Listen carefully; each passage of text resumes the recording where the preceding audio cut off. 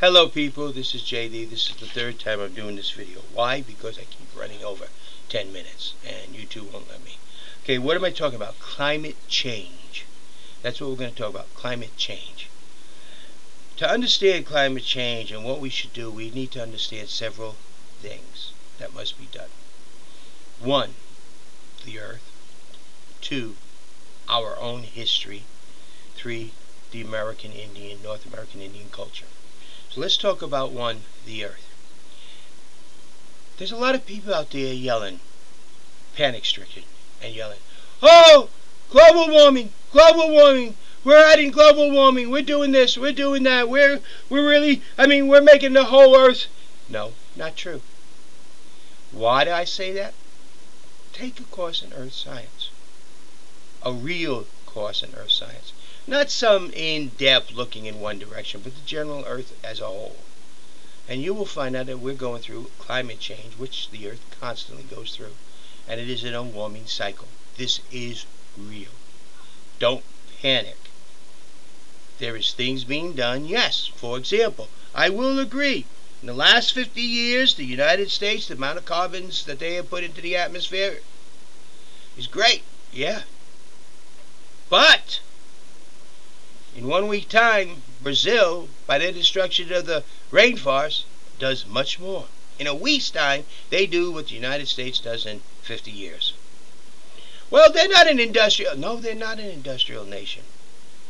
But by them tearing down the rainforest, those plants that help filter and clean the atmosphere aren't there. But Brazil has a right to develop its natural resources, has a right to develop its nation. Okay? Number 2, history. We have some questions that still have not yet been answered, which there is some light being shed. How did the Norsemen, or Vikings, from Northern Europe end up on the west coast of North America? They don't know. I mean, did they have icebreakers then? I mean, like we got now? I do understand that the Norsemen were great seafaring people that went around the world. But I don't think they developed icebreakers. But then they had Thor, the great god with the hammer. Maybe he walked in front with big hammers, breaking up the ice as the boats went behind him. No, I don't think so. So, how did they get there? Because the ice wasn't there. We're talking about 1000 AD, yeah? 900, 1000 AD. Okay, during the time that Christ was on the earth was a lot warmer than it is now. We know that for historical facts. Why? Climate change. So then, also, North America, East Coast, the Vikings called Vineland. Why? Because, according to legend, the grapevines. Well, up until recently, up to about Massachusetts, as far as grapes would grow. Now they're starting to work their way north. And New York State, now upstate New York, is one of the best places to grow grapes for wines. Something about that temperatures there. Climate change again. Now, if you study history in Europe, you'll know that Ireland, they do record in Ireland because climate change does affect that nation more than some others. And they used to grow grains for its people. And then we had climate change, and it got real cold.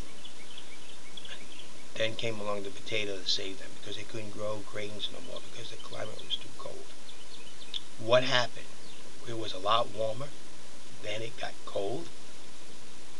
Climate change again. So, we need to look at what we're really doing here.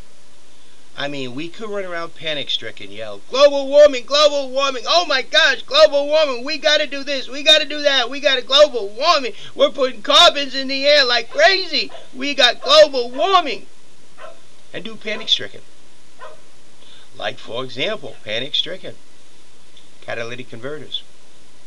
You take the exhaust of a car without a catalytic converter and you get carbon monoxide. Oh my God, that adds carbon. But we put a catalytic converter on and we get sulfur dioxide.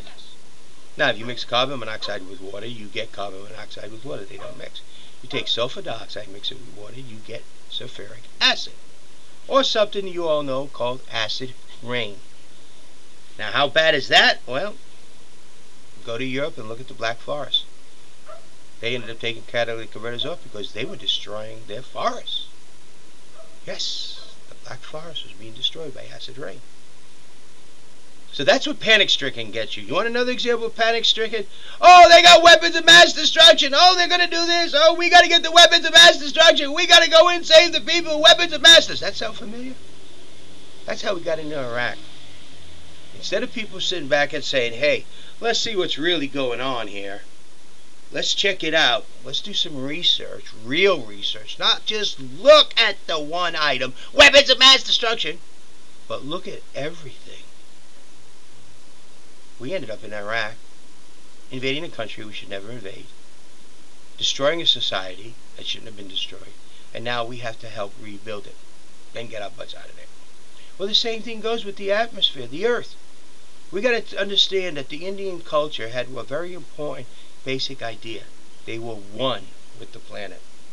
And we need to understand that. We are one with the planet.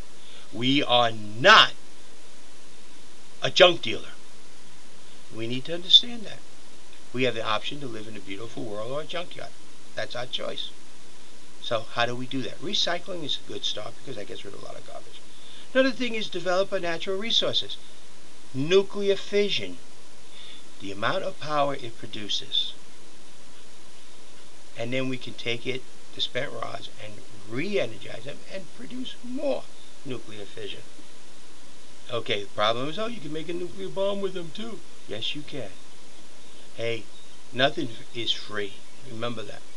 Wind power, that is there. Solar power, that is there. Hydrogen power, running fuels using hydrogen. Now there is something that really will pollute the atmosphere, gives more rain, help clean up the atmosphere. Okay?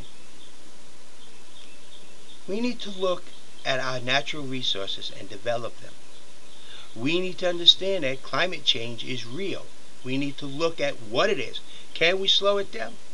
I doubt it. We're that insignificant to it.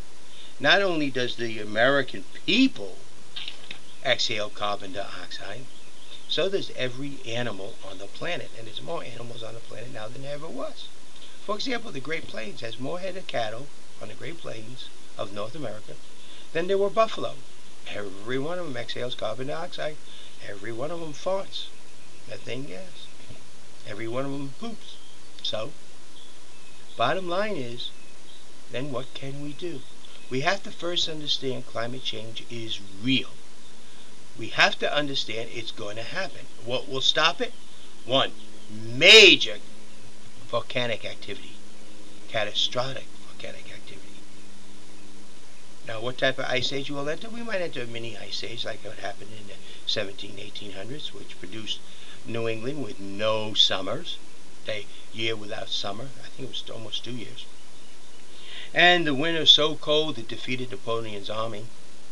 They called it the mini ice age. And it produced a lot of what we had. And that was just one island. Just poof, it's gone in the atmosphere, and all of a sudden.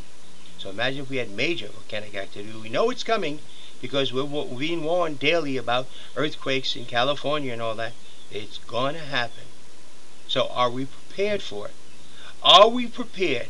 Global warming is to our advantage. Yeah, it's melting the ice, I will agree.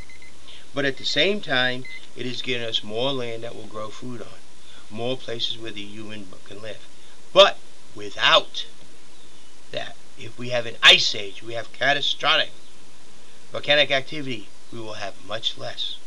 Can we support our society with, let's say, half of North America being under a glacier? We have a major ice age. This is what you need to understand. This is what you need to look at. Global warming is real.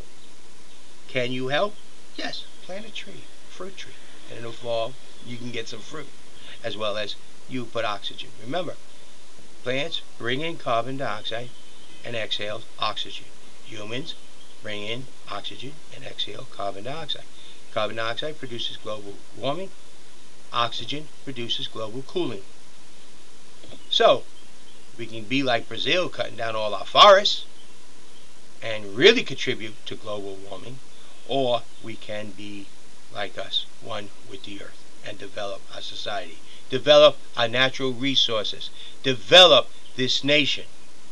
We can be a nation of inventions, a nation of the future. Or we could run around panic-stricken like somebody we all know. Oh, global warming, we are destroying, instead of preparing. The choice is ours. Are we going to be the educated one or the panic-stricken one? That's your choice. I mean, look, Al Gore chose his. He runs around yelling, panic-stricken, instead of saying, we need to prepare. Thank you. Have a nice day. This is JD.